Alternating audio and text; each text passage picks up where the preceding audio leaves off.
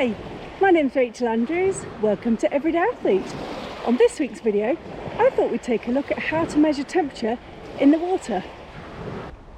So why would we actually want to know what the temperature of the water is? Can't we be content with just being in the water and enjoying the atmosphere? Well, yes and no. It is interesting, isn't it? And people are forever asking you. So when you swim outdoors and people know about it, first of all they're commenting that it's so cold, and then they're saying, oh well, actually, what is the temperature? And I guess you can feel a little bit silly if you've got literally no idea. So in this video I thought we'd take a little look at how we can have a bit of an idea. It's certainly nothing of scientific journal levels, but it is to give you a little guide about the options that you have available to you. As a general guide, the average sea temperature between January and March is 4.4 degrees to 10 degrees Celsius. So we've at least got a ballpark that we can quote, but we can be a little bit more precise than that. In quite a few places around the UK, there are temperature readings, and actually where I am at the moment, just by the Solent, just out in the middle there is an atmospheric readings post, and it feeds onto the website bramblemet.co.uk. So we'll take a little look at what Bramblemet's got to say about today's water temperature. It's telling me the sea temperature is 8.9 degrees C. What I've also done is got hold of a couple of aquarium thermometers. One with the little probe that you put in the water, but is extremely susceptible to water on the actual unit, and one which is quite a lot more basic and you can completely dunk. So we're going to have a go with those in a moment. Something that's important to do is to take a little look at the information that comes on the packaging of the item that you're going to use as a thermometer. So on here there are two things that are really interesting. One of them is the accuracy. So this is saying it has an accuracy of plus or minus 1 degree C. So that will mean if I get a reading on the front which says 7 degrees, then it is between 8 and 6 degrees C. And from this unit, I can't tell any more precisely than that. There is a slightly confusing thing on the back here though. It says temperature readings to within 0.1 degrees C. So you could be forgiven for thinking that that meant accuracy, but oh no, that's to do with how it detects. So it can detect if there is a 0.1 of a degree C change in temperature, but still, no matter what the reading, it is still going to be plus or minus 1 degree C. You just will get, rather than a round figure, you'll get something like, I don't know, 7.2 degrees. But it still only means that it's accurate between 8.2 and 6.2 degrees. The method that I most regularly use is using my watch. Now, I haven't got my watch set up to show me temperature whilst I'm in, because I'm more interested in the length of time I've been in than the actual temperature. But when I download the information to the app, I can then dig into it and I can see. And again, this has an accuracy of plus or minus 1 degree. Before I get into the water, I need to give the thermometers time to settle, because it might be that I've been carrying them in my pocket, could be they've been in my warm car. I need them to settle to air temperature, and then once I get in the water, for them to settle to that too. Now, as I did point out, one of them is definitely not waterproof, and that's this one, because it's got a little battery at the back here, and I think the moment that sees any water, especially salt water, it's just going to fry it. So I need to think carefully about how I'm going to manage with this one, because I need the probe to end up in the water.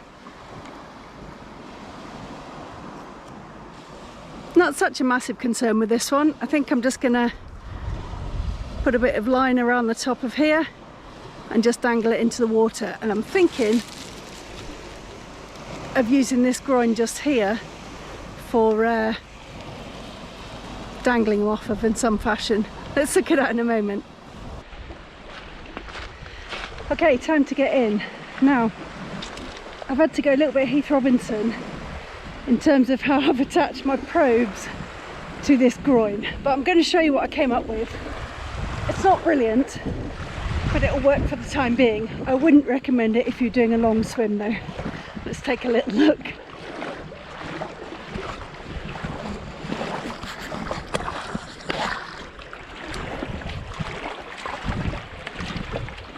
So what I've done is I've attached my GoPro Gorilla Grip.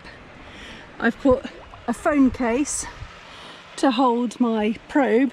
Oh, gentle, I don't want to knock it off. At the minute it is reading 7.7, and then I've got my other one in here on the end of my bit of string, and let's have a little look. That one looks like around about 9 degrees. What was the other one reading? Oh yeah, this one's reading 9.8. So I will say this setup's a little bit tenuous and not one I want to leave there for a long time, but hopefully it's going to serve my purpose of working out what the temperature is for this short swim. So it ended up taking me quite a bit longer than I thought to work out the probe situation. So it's going to be more like an ice bath, to be honest. I don't know how far I've got to walk before I get in for a swim, but I'll swim in a bit that's just over knee deep, just to prove my point. Pretty day though. Nice surroundings, and a few people thinking I'm quite crazy. Right, let's speed this up a bit.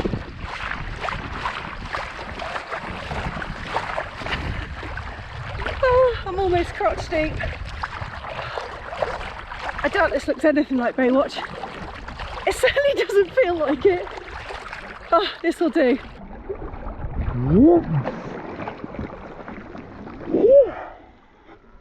In I go.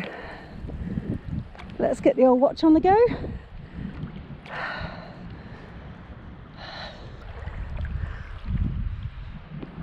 Well, this is a very calm activity in not very deep water. That'll teach me not to get up early enough.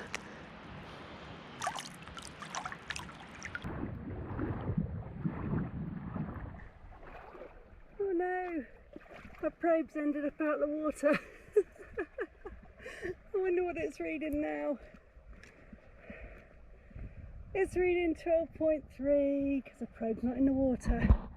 Oh well, let's drop it in a bit further, eh? So I've popped the probes back into the water here, so they're only just in the water, but that's to minimise the risk on my non-waterproof item. I came out a little bit unprepared maybe, but we'll see. This seems to be giving a fairly stable reading. I'll get changed and I'll see if it's any different. Right, let's go and rest the old thermometers. See if they've got anything to say for themselves. Uh-oh, could be in trouble again. Yes, once again we're in trouble. Bloody tide's gone out.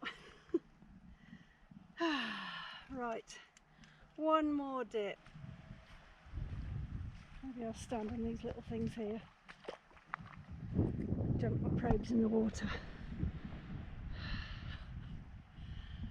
Oh my god, this is an effort trying to get the temperature.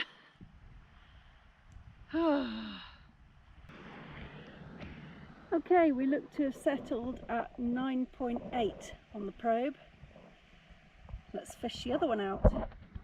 There we go. Just about 9 this one's showing. So I'd say my attempts at measuring the temperature of the water were a little bit fraught with technical issues. However, I did notice that these two seemed to stabilize quite quickly. This one took me, I don't know, just a minute or so to show a consistent reading, and the numbers stopped falling, so I'm pretty happy with that. And this one was the same. It didn't take long for it to stabilize. They both stabilized, as you saw, at around about 9 degrees. And if we go back to what my phone said, it was saying that on Bramblemet the sea temperature was 8.9, and then I also used my watch, and my watch said average temperature 9 degrees, minimum temperature 8 degrees. So they're all reading, give or take, the same ballpark. Now, would I really go to the faff of doing this?